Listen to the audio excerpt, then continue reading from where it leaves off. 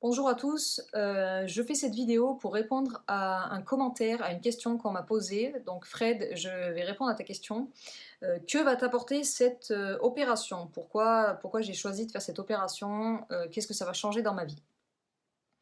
Je vais pas revenir sur tout mon parcours parce que j'en ai assez parlé dans mes vidéos précédentes, dans le détail, autant sur ma pathologie que sur mon parcours médical, l'errance médicale dans laquelle je suis et le fait qu'au bout de 9 ans de maladie, je n'ai toujours pas à l'heure actuelle trouvé un traitement qui me convient et qui m'enlève la plupart de mes symptômes et essentiellement ceux qui m'handicapent au quotidien.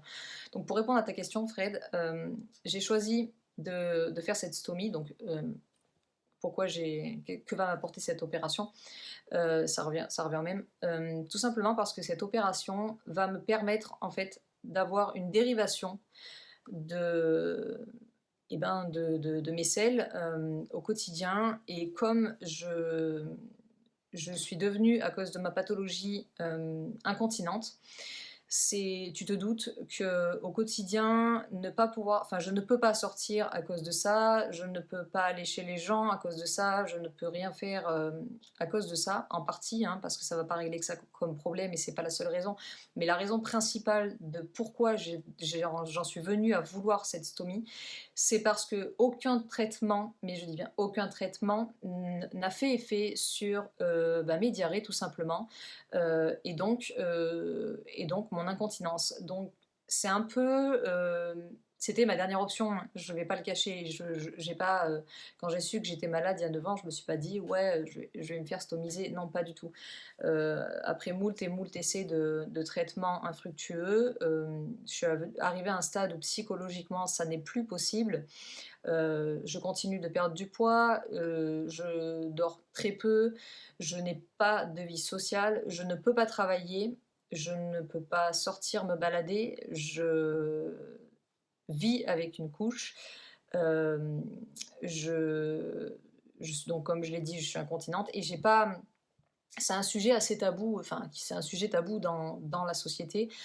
Malheureusement ou heureusement, quand on a ces pathologies-là, et surtout dans un cas comme le mien, ça ne peut plus être un tabou parce que c'est malheureusement le quotidien. Donc j'en parle sans honte parce que je ne suis pas responsable de ce qui m'arrive. Et parce que mettre un mouchoir sur tout ça, ça n'aiderait pas à avancer.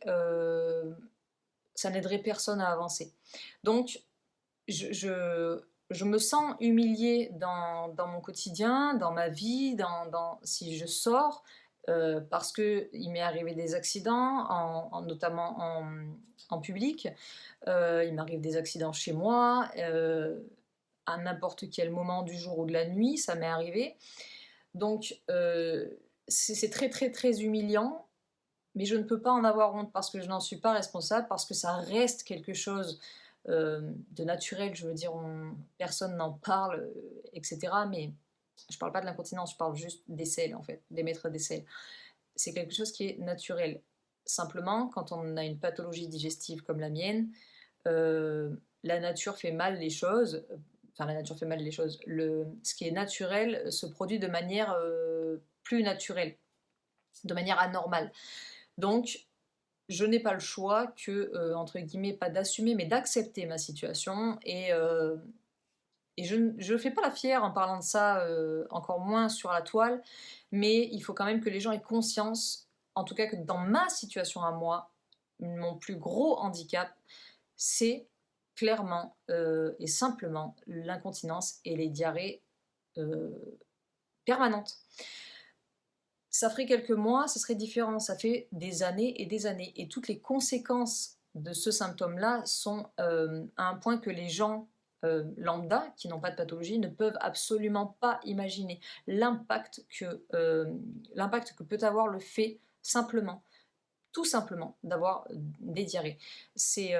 Vous ne pouvez pas imaginer toutes les conséquences. Donc, avoir une stomie va me permettre de dériver complètement ben, la voie par laquelle mes selles vont passer. Et de ce fait, je n'aurai plus d'urgence toilette, donc je pourrai à nouveau sortir. Je n'aurai plus de douleurs anales, mais aussi de douleurs au niveau du côlon, parce que là où va être placée ma stomie, donc une iléostomie au niveau de l'intestin grêle, à la sortie de l'intestin grêle, l'avantage c'est que c'est une dérivation en fait pour que mon côlon, pour que plus rien ne passe par mon côlon. Donc ça va mettre au repos mon côlon, et il sera plus en activité, et il va être au repos. Ça entraîne deux choses. La première, c'est que j'aurai forcément plus de douleur au niveau du côlon, puisque je n'aurai plus de passage de sel. Et la seconde, c'est que on peut espérer qu'il se rétablisse un minimum, parce que dans ma pathologie, on ne sait pas l'évolution qu'il peut y avoir, on ne sait pas si on peut en guérir un jour, on ne sait pas qu'est-ce qui fait qu'on pourrait en guérir un jour, etc. Donc on garde l'espoir que peut-être en le mettant au repos plusieurs mois, plusieurs années, peut-être que la pathologie pourrait partir comme elle est venue entre guillemets, parce que je rappelle que c'est une maladie auto-immune qui n'est pas là, donc enfin en tout cas qui n'est pas dans mon cas, enfin d'ailleurs dans la plupart des cas au niveau des Mickey, on ne naît pas avec un jour on tombe malade. Donc au même titre, on ne sait pas si un jour on peut ne plus être malade comme ça, sans aucune raison, ou alors en ayant des facteurs pour ça ou des traitements pour ça. À l'heure actuelle, c'est pas du tout le cas, on n'a pas d'avancée là-dessus. Mais donc on peut toujours supposer que de mettre au repos l'organe malade, enfin en tout cas l'organe touché, le fait de le mettre au repos puisse, dans un avenir plus ou moins proche ou lointain, puisse en fait amener à un rétablissement, tout simplement. Donc en gros, j'ai choisi d'être stomisée pour pouvoir bénéficier d'une vie sociale, d'une vie privée convenable, d'une vie quotidienne convenable, de pouvoir manger aussi davantage ce que j'aimerais manger, parce que je suis en mono-alimentation, mono-diète en fait, je ne mange qu'une sorte d'aliment comme je le disais, enfin oui, qu'une sorte d'aliment comme je le disais dans mes vidéos où je parle de ma pathologie. Donc ça me permettrait aussi de diversifier mon alimentation, et ça me permettrait surtout d'avoir énormément moins de douleurs, voire peut-être plus de douleurs. Donc j'espère que ça répond à ta question, Fred. Si c'est pas très clair ou s'il manque des infos, n'hésite pas à me le notifier, j'y répondrai avec plaisir. J'espère que les gens comprendront du coup pourquoi, par choix et pour avoir plus de confort, j'ai souhaité accéder enfin à la chirurgie digestive, qui est assez courante quand même dans les cas de pathologies digestives, de maladies auto-immunes comme la mienne. Voilà, je pense que j'ai fait le tour. Je veux pas qu'elle dure trop longtemps, cette vidéo, donc je vais m'arrêter là.